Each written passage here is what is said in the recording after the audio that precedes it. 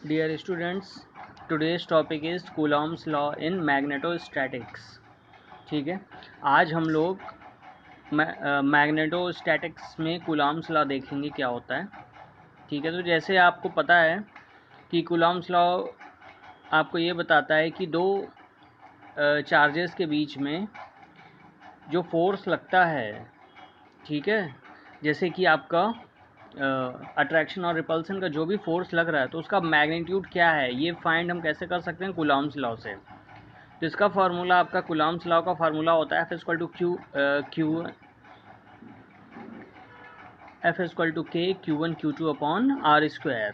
ठीक है, तो ऐसे ही आपके अगर जैसे दो बार मैग्नेट हैं, ठीक है, दो बार मैग्नेट हैं, उनके अपोजिट फेजेस एक दूसरे से, मतलब दो बार मैग्नेट जो हैं एक दूसरे से आर डिस्टेंस पे रखे हुए हैं.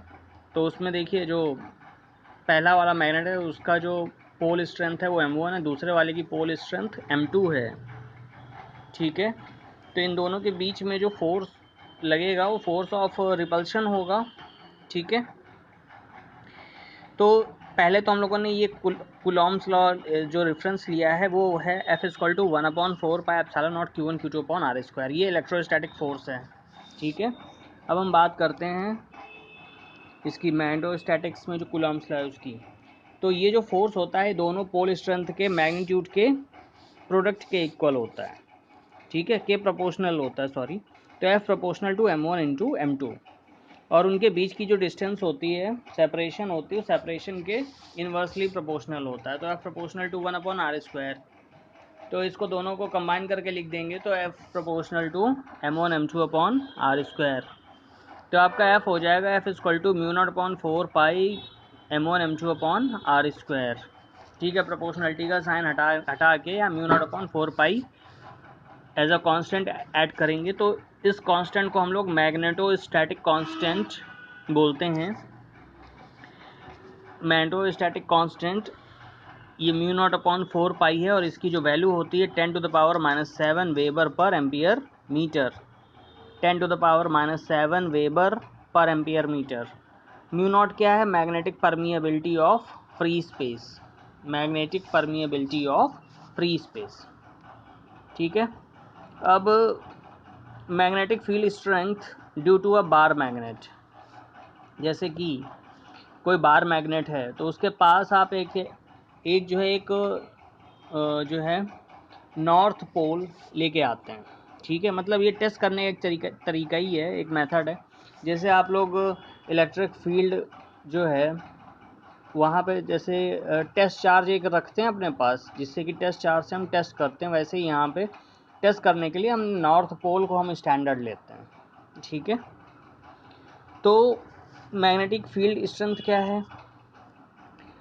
किसी भी मैग्नेट के अराउंड दैट वो एरिया जहाँ पे कोई एक आप नॉर्थ पोल अगर लाते हो तो वो अगर फोर्स एक्सपीरियंस कर रहा है तो वो उसका मैग्नेटिक फील्ड कहलाता है.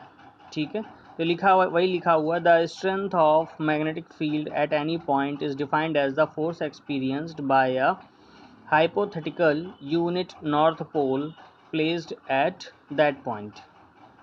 ठीक है, जो भी आप हाइपोथेटिकल नॉर्थ पोल लेके आए हो उस बार मैग्नेट के अराउंड, अराउंड क्या मतलब पर्टिकुलर एक पोल के पास आप लेके आओगे तो अगर वो भी जो भी फोर्स ऑफ अट्रैक्शन और रिपल्शन एक्सपीरियंस करेगा, जितना force of attraction repulsion experience करेगा या जहाँ तक करेगा वही उसकी मैग्नेटिक फील्ड स्ट्रेंथ है. तो एफ इक्वल टू म्यू0 upon 4 pi M1 M2 upon R square, same as the Coulomb's law है. अब इसमें जो M1 है, ये मान लीजिए सपोज बार मैग्नेट की पोल स्ट्रेंथ M1 है और जो आप नॉर्थ पोल जो लेके आए उसकी जो M2 है, मतलब पोल स्ट्रेंथ है, उसको हमने 1 कंसीडर कर लिया. तो आपका इसका फार्मूला होता है B इक्वल टू म्यू0 upon 4 pi M upon R square. ठीक है, और म्यू0 अपॉन 4 पाई की वैल्यू क्या होती है? 10⁻⁷ वेबर पर एम्पियर मीटर. और ये जो बार मैग्नेट है इसके चारों ओर का जो एरिया है, इसके अराउंड जो भी एरिया है वो आपकी मैग्नेटिक फील्ड है. ठीक है, अब magnetic field is a vector quantity. Okay. Magnetic field एक वेक्टर क्वांटिटी है। The direction of magnetic field is along which hypothetical unit north pole would tend to move.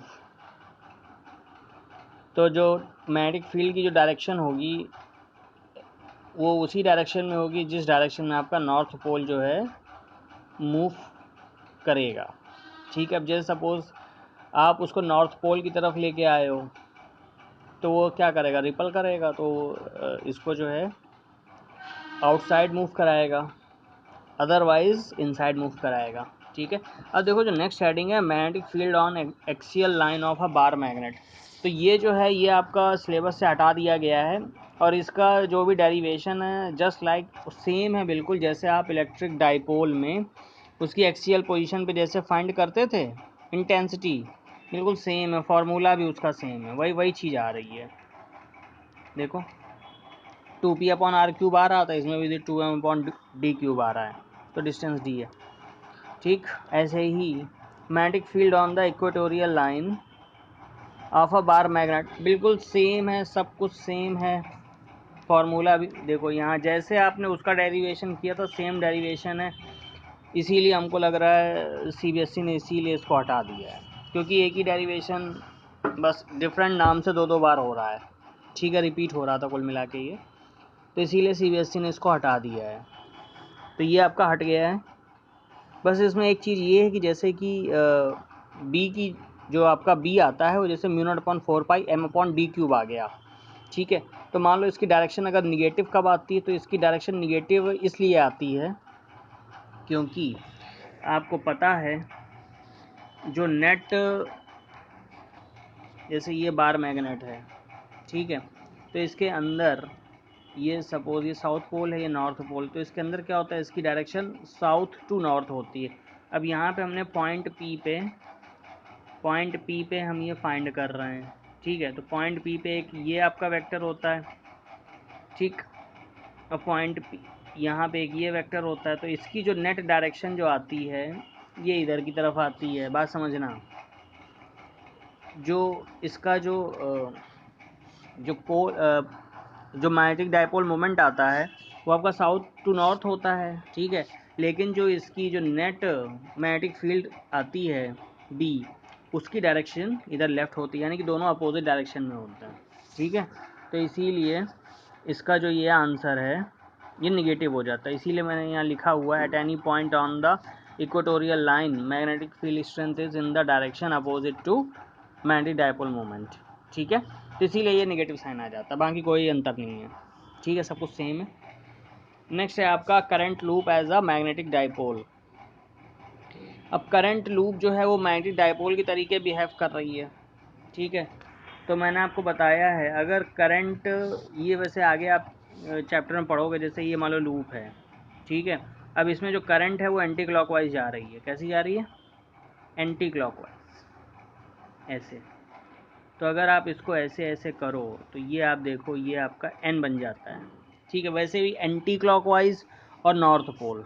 ठीक है, अगर एंटी क्लॉकवाइज फ्लो कर रही है तो वहाँ पे क्या बनेगा, नॉर्थ पोल। देखो दोनों में, इसमें एन आया, इसमें एन आया है। ठीक है, तो ये नॉर्थ पोल बन जाता है। और मान लो इसमें करंट जो है वो साउथ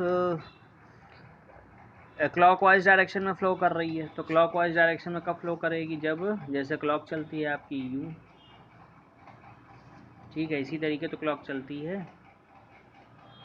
तो इसमें क्या करोगे, तो इसमें आप ये देखो ये क्लॉकवाइज है। ठीक है, तो इसमें देखो ये साउथ पोल बन गया। ठीक है, तो यानी कि जब क्लॉकवाइज मूव करेगी, जब इसमें करंट क्लॉकवाइज मूव करेगी तो ये एंड आपका साउथ पोल की तरीके बिहेव करेगा। बात समझ में आ गई। तो देखो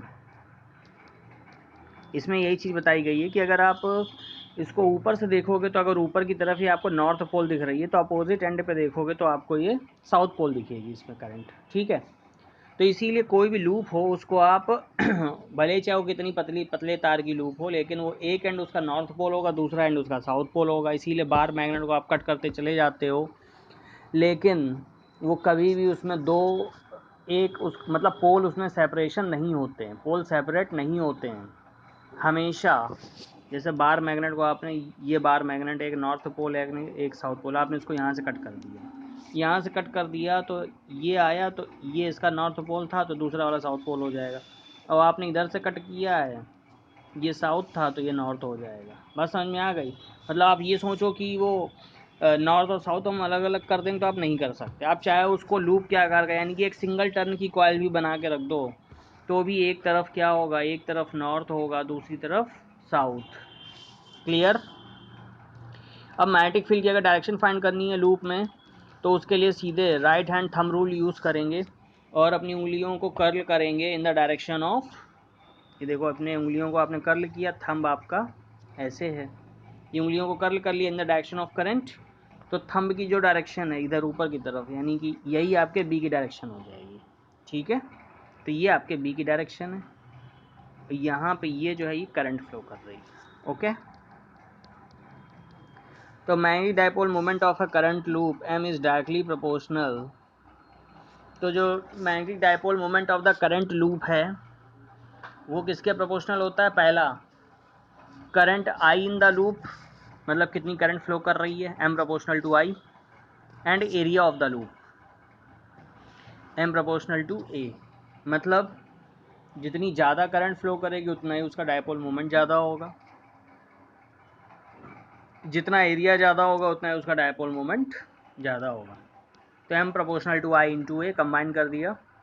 अब प्रोपोर्शनलिटी से हटाने के लिए एक कांस्टेंट ऐड करेंगे तो m इक्वल टू के आई ए, के की वैल्यू 1 कंसिडर कर लेंगे तो m इक्वल टू आई ए हो जाएगा। ठीक है, तो फॉर अगर n टर्न्स हों उसी लूप में, जैसे मान लो ये आपने जो लूप ली थी वो सिंगल टर्न की ली थी, ठीक है, आपने क्या किया, एक सिंगल टर्न की लूप ले ली। अब आपने जो लूप ली उसमें कई सारे टर्न हैं ये, ठीक, तो जितने नंबर ऑफ टर्न्स होंगे वो उतना ही टाइम्स हो जाएगा। ठीक है, और इसकी जो यूनिट है m to N I A, unit क्या होगी, आई इंटू ए, आई की यूनिट होती है एम्पियर, ए की यूनिट होती है मीटर स्क्वायर, यानी एम्पियर मीटर स्क्वायर। तो 1 एम्पियर मीटर स्क्वायर का अगर डिफिनीशन लिखें तो क्या लिखेंगे, it is the magnetic moment of one turn loop of a area of 1 meter square carrying a current of 1 ampere. ठीक है, मतलब 1 एम्पियर की करंट फ्लो करेगी, 1 मीटर स्क्वायर एरिया होगा और एक टर्न होगा, तो वही आपका डाइपोल मोमेंट जो होगा उसका 1 एम्पियर मीटर स्क्वायर होगा। ठीक है, तो थैंक यू।